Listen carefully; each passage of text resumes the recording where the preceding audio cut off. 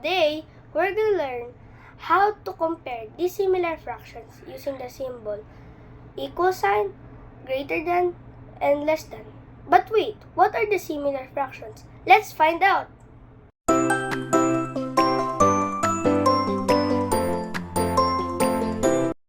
What are the similar fractions? The similar fractions are fractions with different denominator.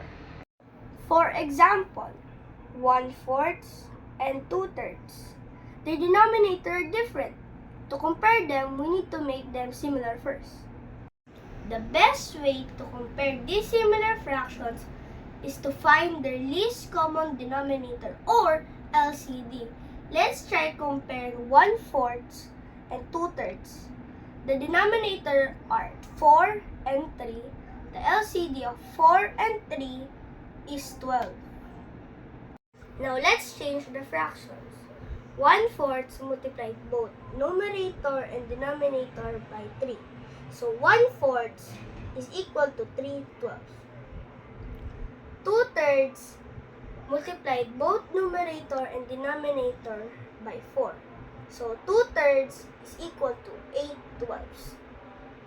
Now we compare 3/12 and 8/12. The answer is less than, because 8/12 is much higher than 3/12. So we can now use the correct symbol. 1/4 and 2/3. The answer is less than because 2/3 is higher than 1/4. Always remember, number 1, find the LCD or least common denominator. Number 2, convert the fractions. Number 3, compare the numerators and use the symbol less than, greater than, or equal sign. That's it!